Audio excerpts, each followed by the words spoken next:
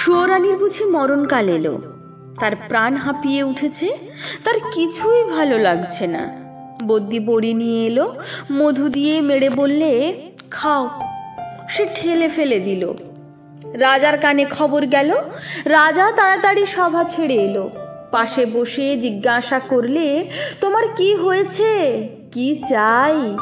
সে গুমড়ে উঠে বলল, তোমরা যাও, একবার আমার শ্যাঙাতিনীকে ডেকে দাও। শ্যাঙাতিনী এলো। রানী তার হাত ধরে বললে, সই বসো, কথা আছে।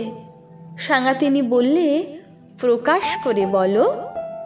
সুয়োরানী বললে, আমার 7 মহলা বাড়ির একধারে 3টে মহল ছিল, দুয়োরানের। তারপরে হলো 2টো, তারপরে হলো 1টা। তারপরে রাজবাড়ি থেকে সে বের হয়ে গেল। তারপরে দুয়োরানের কথা আমার মনেই রইল না। তারপরে একদিন দোলযাত্রা, নাটমন্দিরে যাচ্ছি ময়ূরপঙ্খী চড়ে। আগে লোক, পিছে লস্কর, ডাইনে বাজে বাঁশি, বাঁয়ে বাজে মৃদঙ্গ। এমন সময় পথের পাশে নদীর ধারে ঘাটের উপরটিতে দেখি একখানি কুঁড়ে ঘর, চাঁপা গাছের ছায়ায়। বেড়া বেয়ে অপরাজিতার ফুল ফুটেছে। দুয়ারের সামনে চালের গুঁড়ো দিয়ে শঙ্খচক্রের আলপনা। আমার ছত্রধারিণীকে শুধুলেম, আহা, ঘরখানি কার? সে বললে, দুয়োরানীর। তারপরে ঘরে ফিরে এসে সন্ধ্যার সময় বসে আছি। ঘরে প্রদীপ জ্বালিনি, মুখে কথা নেই। রাজা এসে বললে, তোমার কি হয়েছে, কি চাই? আমি বললেম, এ ঘরে আমি থাকবো না। রাজা বললে, আমি তোমায় কোঠা বাড়ি বানিয়ে দেব, গজদন্তের দেওয়াল দিয়ে। শঙ্খের গুঁড়োয় মেঝেটি হবে দুধের ফেনার মতো সাদা। মুক্তোর ঝিনুক দিয়ে তার কিনারে এঁকে দেব পদ্মের মালা। আমি বললেম, আমার বড় সাধ গিয়েছে, কুঁড়ে ঘর বানিয়ে থাকি তোমার বাহির বাগানের একটি ধারে। রাজা বললে, আচ্ছা বেশ, তার আর ভাবনা কি? কুঁড়ে ঘর বানিয়ে দিলে।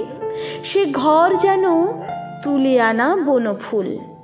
যেমনি তৈরি হলো অমনি যেন মুষড়ে গেল।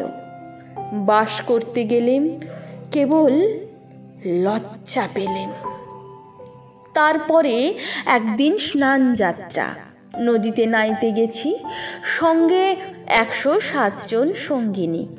জলের মধ্যে পালকি নামিয়ে দিলে স্নান হলো।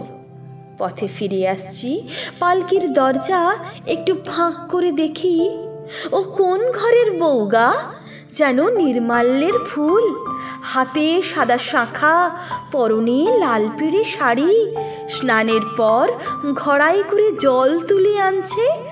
সকালের আলো তার ভিজে চুলে আর ভিজে ঘড়ার উপর ঝিকিয়ে উঠছে।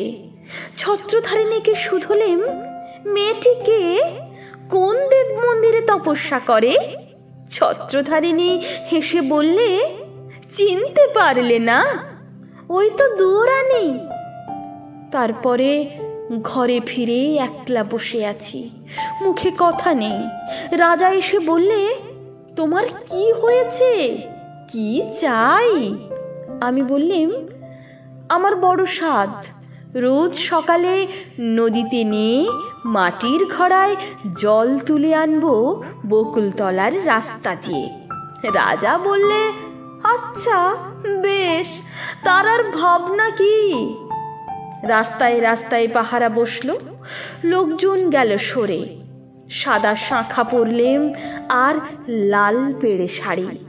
নদীতে স্নান সেরে ঘড়াই করে জল তুলে আনলেম।